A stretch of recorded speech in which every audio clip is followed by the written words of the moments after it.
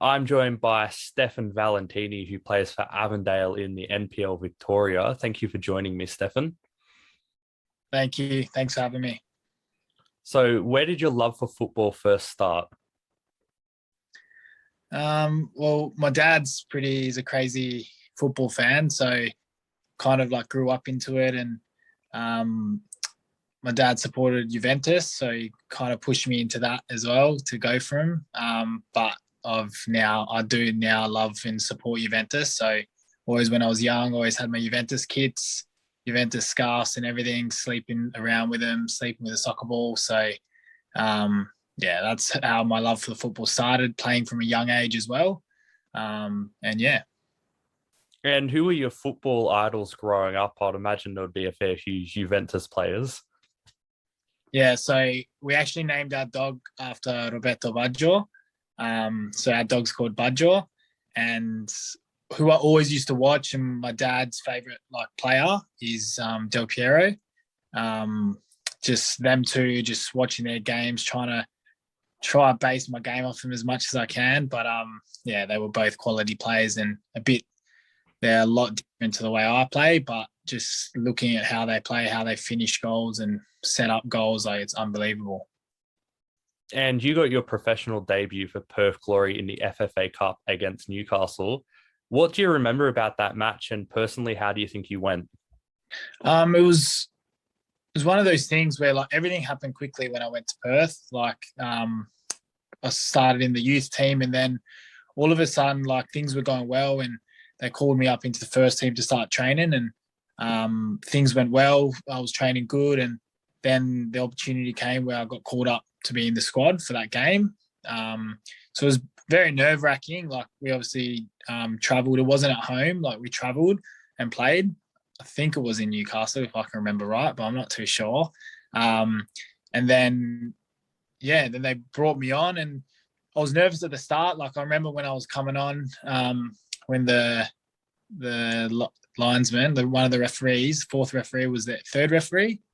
What was it? I can't remember, but he was there and he was standing there, and I remember he put his hand out to say wait, but I thought he was putting his hand out to like high five me or shake my hand, so I've like kind of like buckled and gone to kind of go to his hand. Then I realized he was saying, "No, stop, stop," and I was like, all right. So that was a bad start. I was obviously due to nerves, but once I came on, like obviously to come up against Bogart and Hoffman, players that I was watching like for many years in the A League. So I was a bit nervous, but I got on the field and yeah, I was fine. I was getting the ball a lot and holding them up, and I think I did really well. Like for a debut, I did well, and I ended up winning a penalty in extra time. Was it? Yeah, in extra time. And Marinkovic scored. He did a little dink. And then we went to penalties. They said, who wants to take a penalty? And I said, yeah, I want to take one. And I think I went second or third, put it away, and we ended up going through. So after that, it was a surreal feeling. I actually remember I got a bit like emotional speaking to my dad, and like, because I thought, oh, this is the start of everything, like big opportunity, did well, young player. This is the start of a career. And yeah, that's what I remember most about the debut against Newcastle. And speaking of nerves, do you have any like pre-match rituals or things you do before a match to kind of calm those nerves? Look, it's I wouldn't say I necessarily have a pre-game ritual, but like I make sure I'm in bed pretty early, just before I'd say 11 o'clock. I try and go to sleep. I'll watch a bit of Netflix and stuff the night before. Drink a lot of water. And then the day of, it's just wake up at a reasonable time, like pretty early, start like drinking, make sure I have my breakfast. I don't really eat too much the day of a game. Like if it's a night game, different story. But if we play in the afternoon or like a lunchtime or around there, I won't really eat. I'll just have like maybe some scrambled eggs, some avocado on toast or something. And but I am nervous before every game, like as much as I go into a game like confident and I step on the field and nothing phases me. But I'm always have that feeling in my stomach being nervous. It hasn't changed still to this day. Still to in any game I play, if it's against a top team, if it's against a team on the bottom, I still always get that feeling in my stomach before a game. And in 2016, you left Perth Glory and Australia, moving to Germany with Eintracht Braunschweig too. Now, it's just how did that move come about? It was more so. Obviously, things were going well at Perth, but then it started like when the A-League came around. I wasn't playing, and there was a German agent who scouted me and said that like he's been watching me for the past year, that I was doing well in Perth, and he wanted me to take my shot in Germany. And I knew already a little bit about Germany because of my cousin. At the time, he was playing for VfR Aalen, which he was playing third league in Germany. But his whole youth, he played for FCN Nuremberg. So I actually went when I was younger. When I was 15 and 16, I flew over and trialled with FCN under 17 Bundesliga side, which I got told I was too small and I wasn't up to it. Which, to be fair, I felt that as well. I really wasn't up to that level. So I kind of had that history there, and I wasn't sure if I wanted to go back because I was knocked back already twice. But I thought I was at the age where, I was physically stronger and I improved in my football, that I was ready to give it a last shot, really, to go to Europe for the third time. And then, that's how it happened. I went. It was the first time I saw snow. I never saw snow before. So I was training for 2 weeks, just running and doing laps, and it was snowing and the weather was really cold. So I was struggling to breathe. But it was enjoyable. It was something different, it's a different challenge in life. And then the trial with Braunschweig came up and I did really well. It's one of those trials where I didn't even think the way I trialed I was even that good. Like, it was just one of those lucky trials where everything goes for you. Like, for example, I won a penalty and I grabbed the ball. It was a trial match, and my trial match, I grabbed the ball to take it, and I remember the coach screaming at me saying, "No, give it to Felix." And I was pissed off because I'm trialing. I'd like to, I won the penalty. I want to take it. I'm pretty selfish when it comes to that side of things. But he took it and I was fuming, and I was standing on just outside the 18-yard box, and I said to myself, I was like, nah, he's missing this and I'm going to follow it up and score. Luckily enough, no word to lie, he shot to the keeper's bottom right. He parried it and I tapped it in. And then I looked over to the coach and gave him that look to say, like, nah, I should have taken that. And he actually laughed and then turned around. I think he was probably a bit pissed off because I kind of stared him down. But it just went really well. I scored a hat-trick in 45 minutes in that first game. And then the second game that I played, we won 4-2 and I scored 2 and assisted 2. There was another trialist from West Ham. He was actually in the Champions League, not the Champions, the Europa League squad. Jordan Brown was his name. And he was actually on trial competing for the same spot. I scored 2, assisted 2, and he scored 2 and assisted 2 as well. So we both did really well. And then straight after that game, the coach came to me and said to me, like, you have something about you. Said it in English, obviously with a German accent, but said to me, you've got something about you. You're ruthless, and offered me a contract. We sat in the office and then they offered me a contract. So that's how it really all started. And aside from the snow, was there anything in Germany that was a bit of a culture shock to you when you first started living over there? Yeah, I'd say because like in Australia, for example, it's like you'd say everyone, everyone's different, like everyone's got their way. And if something's funny, they'll laugh. If you're down, you'll cry, you'll be sad. And in Germany, it seemed, just in the football world especially, it's just everyone wanted one thing, and they all want to achieve, and they want to succeed. And you can see that in the way all the German teams have been and the national team over the years. And I could see it, like everyone there, like they just push each other, and but they're just animals, really. Like they're just really animals, and it's a cruel, ruthless game over there where if you don't do well, like you just they're going to put you behind and they're just going to forget about you. So that's the way it is. And you have to be mentally strong to be over there. You know, I always said that I'm mentally strong and I can handle things. And the only thing that broke me, I'd say, is due to an injury that I had, osteitis pubis, that I was fighting for about 12 months and taking painkillers before every training session and every game. And I didn't really ever want to leave Germany. I wanted to stay and ply my trade over there and work to get into the third league and then potentially higher. But it just ended up breaking me, and mentally my head went and I wasn't performing. I wasn't enjoying my life. And yeah, but look, I had a good time there, and I learned a lot. So I'll never take that back. Definitely not.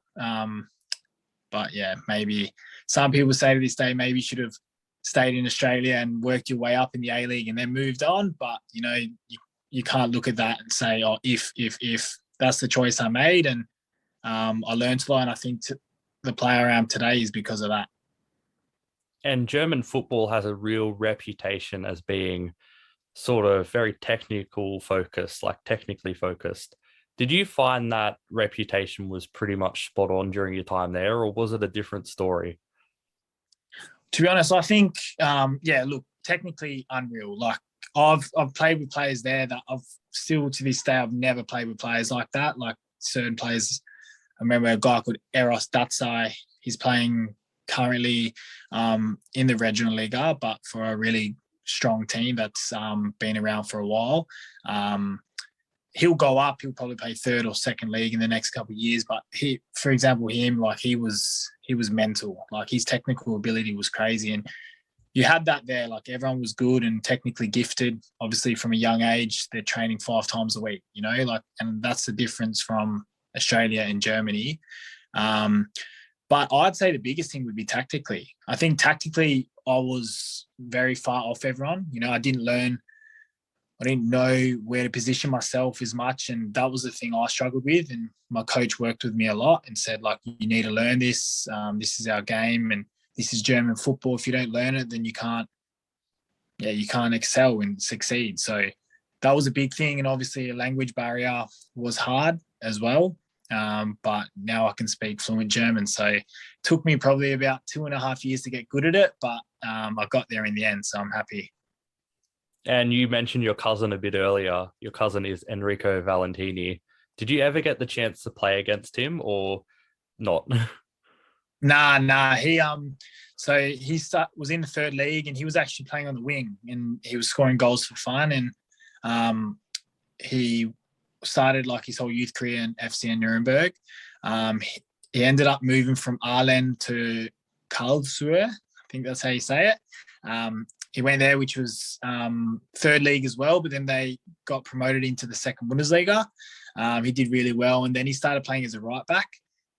Did really well and everything, and made a good career for himself there, and then moved on back home where his family is to FC Nuremberg, and that was massive, you know, for him, for the family.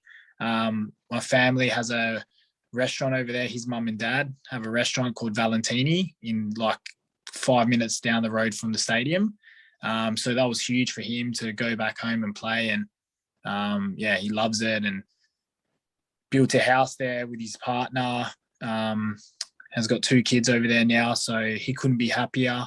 And yeah, I wish I could have played against him or played with him, but it didn't happen like that. And maybe one day we will play together or play against each other. That would be nice, but who knows?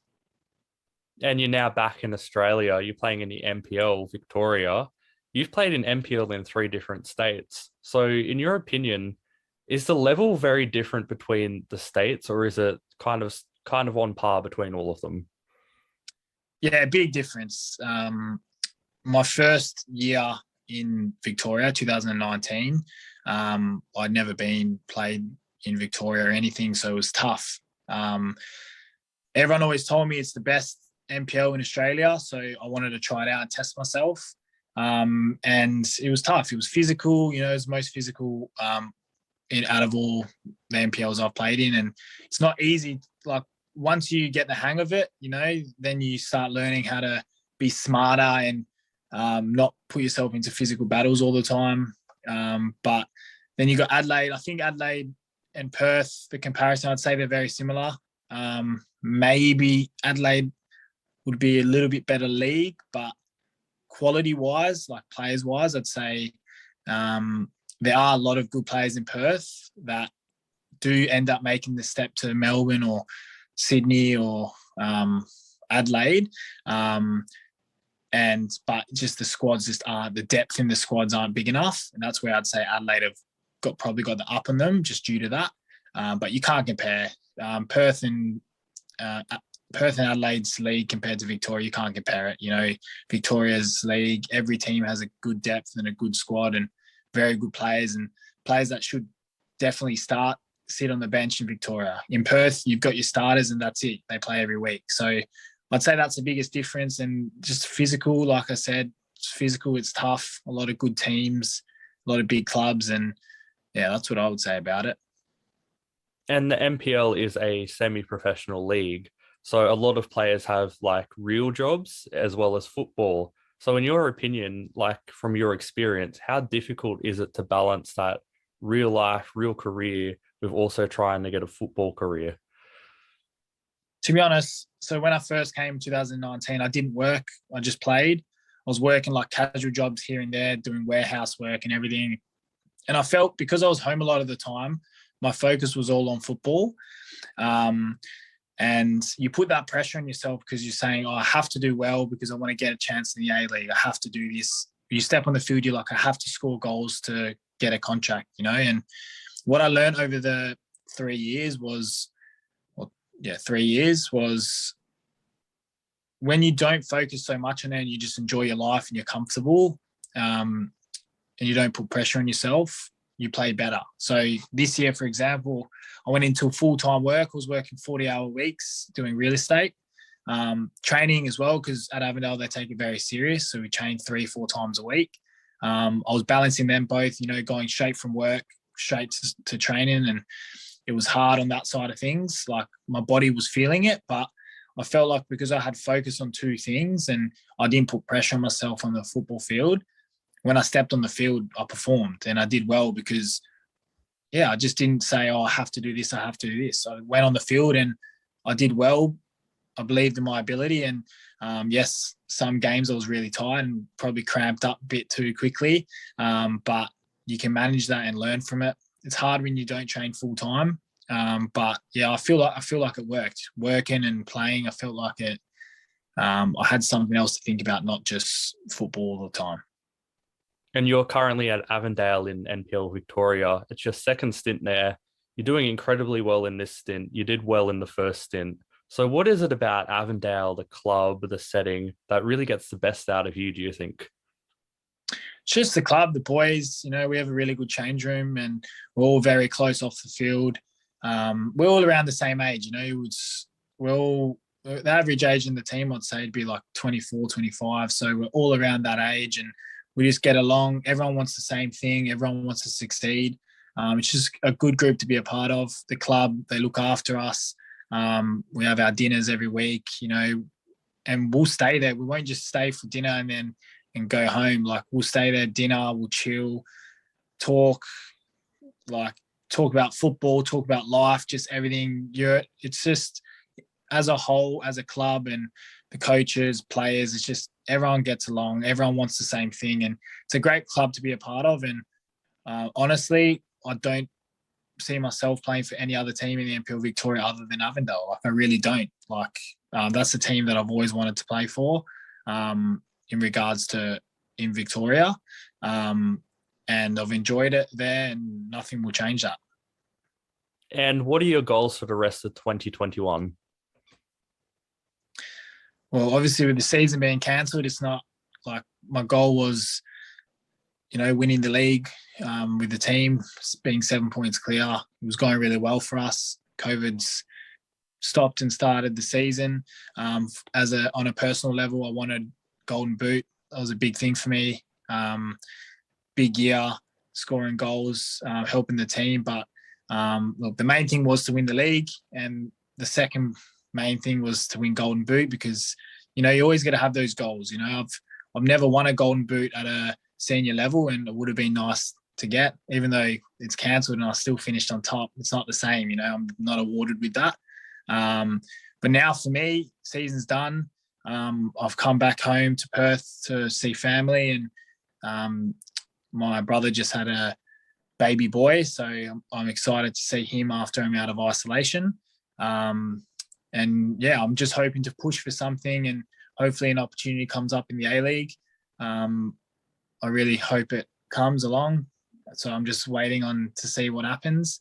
But yeah, I'll stay fit, keep doing what I can do, and when an opportunity comes, I'll take it with both hands.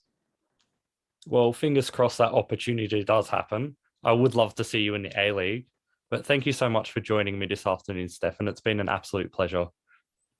No, that's okay. Look, happy to be here, tell you a little bit, and if you ever need me again, I'm happy to do it. Happy to do it.